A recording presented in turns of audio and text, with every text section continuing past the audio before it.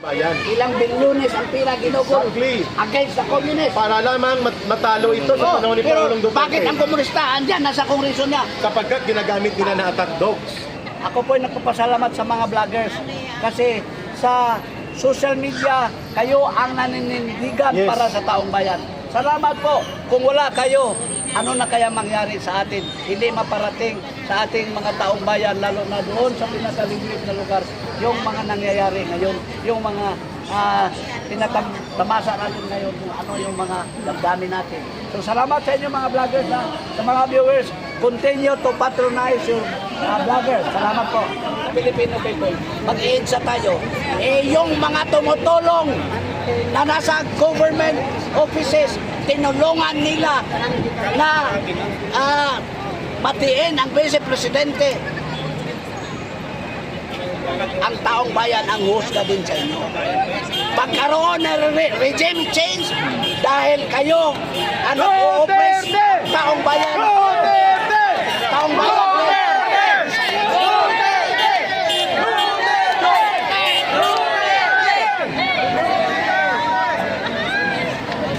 Huwag na kayong susunod sa mga utos ng isang baliw. Huwag na ninyo siyang sundin. Punta ka na sa amin. Makiisa na kayo sa taong bayan. It's time to unite para mapaalis natin ang isang baliw na presidente. Huwag na kayong maniwala sa kanya. Yan ang lagi mo sinisigaw, mamahalika, di ba? Ngayon, nandito na po tayo. Ito na po yung pinipipray natin, na oras na po, na pababain po natin. Dahil nakita na po natin ang taong bayan, gising na po sa katotohanan. Nagising na. BBM! Ano pa ba dapat natin Bagong gawin? waya ng Marlica! Ano ba yan? Nabuto na naman ang taong bayan! Kaya kayo mga kapatid, sa buong bayan natin na mahal, Pilipinas, pumunta na kayo dito para isigaw natin ang totoo na katotohanan at totoong kabaguhan. Manawagan na kami, Marlica. Sana manawagan ka rin, Marlica, na itong administrator sa Israel, i-allow kami na magamit yung vicinity, lalo na yung sa statue ni Mama Mera doon. Dapat inarangan kasi ng pulis. Dapat alisin nyo. Bayaan nyo ang taong bayan na doon mag-ipon-ipon iba.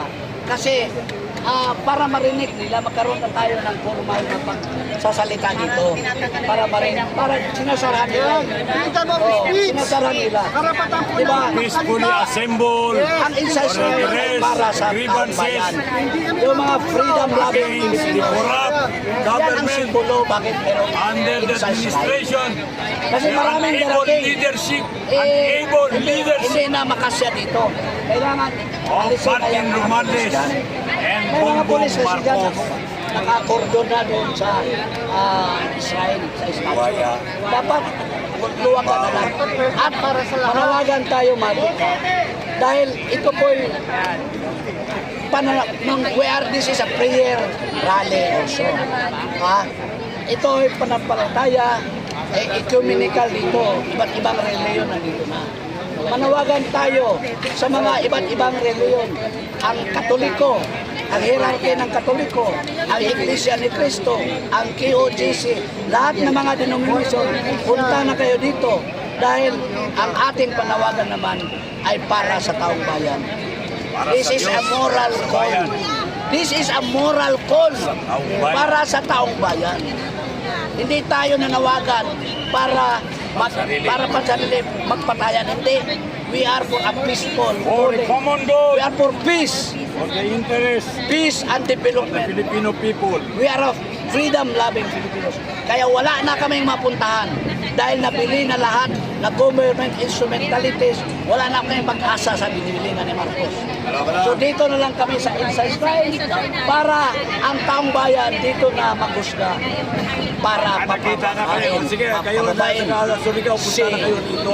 Bongbong. Dahil baliw. Kailan kayo pupunta rito?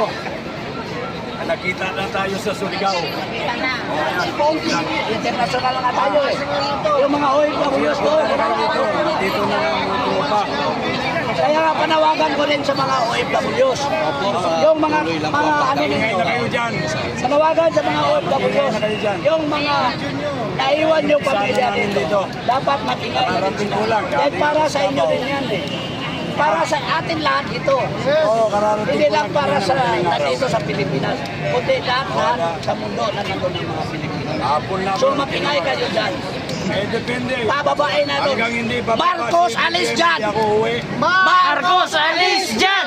Marcos, alis dyan! Marcos, alis dyan! Marcos, alis dyan! Allahu Akbar! Allahu Akbar! Allahu Akbar! Allahu Akbar! Bakit?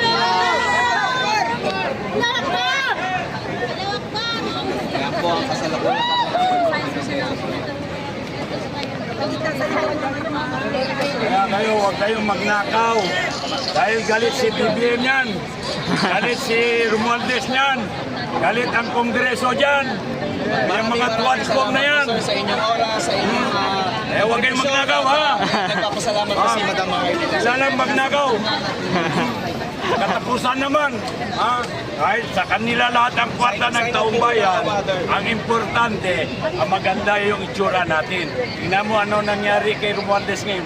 Sa dami ng pera na ginastos niya, kwarta ng taong bayan, at tanaw itsura niya, parang mongoloid. Ganyan, no? Yeah, yeah. Yay, yay! Ano bang ano? Yay, yay, yay!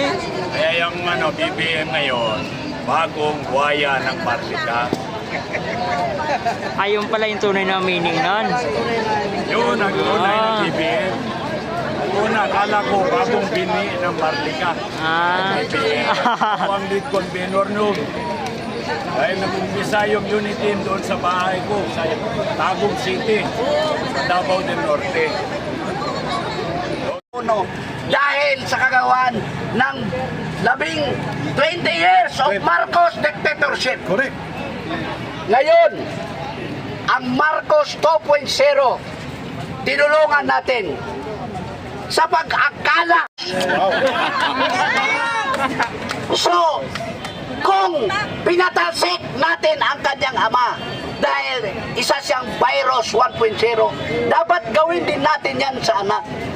Di ba? Kung sinupil ng ama ang kalayaan at demokrasya noong araw ng kanyang panahon, ngayon, sinupil din ng anak ang kalayaan at demokrasya ng taong bayan. Hindi tayo papayag. Sana matuto na tayo. Matuto na tayo. Hindi na tayo papayag.